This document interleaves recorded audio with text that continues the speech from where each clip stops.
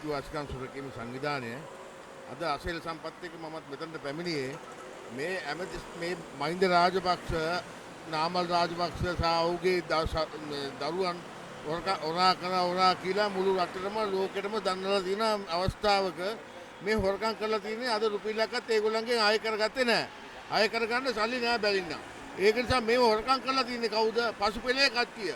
ඒකෙන් උපදේශකවරු, සභාපතිවරු, ලේකම්වරු අසල ගිහුවාගේ මේ මිනිස්සු ගාව තමයි සල්ලි තියෙන්නේ. ඒතකොට මේ සල්ලි ඒගොල්ලන් ගාව සමාජයට දෙන්න පුළුවන්. ඒගොල්ලන්ගේ පවුලේ කට්ටිය නෑදා හිතවතුන් ගාව සල්ලි තියෙන්න පුළුවන්.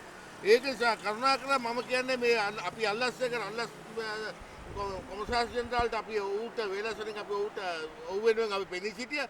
ඒ වගේම ඌට මම කියනවා මේ අවස්ථාවේදී මේ අපි දාලා තියෙන මේ පැමිණිල්ල අනිවාර්යයෙන්ම ඇකික්මනේ විමර්ශනය කළා. මේ රීබිල්ඩින් ශ්‍රී ලංකාවකට හරි නැත්නම් වෙනත් ආයතනයකට හරි රජයට මේ මුදල් අය කර ගැනීමට යම්කිසි වැඩ පිළිවෙලක් යොදන්න කියලා මම කියනවා වගේම මේ දැන් හැමතිස්සෙම අපිට දැන් නඩු දාන එක එක්කෙනා ඉරගෙවල් වල දාලා වැඩක් නැහැ. ඉරගෙවල් වල දාලා කියලා තවත් මහජනයටමයි ඔක පාඩු වෙන්නේ. ඒක නිසා මේ මුදල් හොරකම් කරලා තියෙන ප්‍රමාණය ගත්තා. කෝටි 5යි නම් කෝටි 10ක් දඩේ ගැව්වා. තව පාක් වැඩිපුර ගාලා ගෙල්ම රජයට ආය කරගත්තා. එතකොට මේ ප්‍රශ්නයක් නැහැ. එතන ඉරගෙවල් දාන එක මේ ඒක කිසිම මේ ප්‍රායෝගික වැඩක් නැහැ උතර. මිනිස්සු දඩුවම් කරා කියලා අපිට මහජනයට ලැබෙන්න දේ මොකද්ද? ආණ්ඩුවට ලැබෙන දේ මොකද්ද? මිනිස්සුගේ සතුට වෙන්න. ඒ සතුට නෙමෙයි මෙතනට අවශ්‍ය සතුට වෙන්නේ මුදල් ආවම.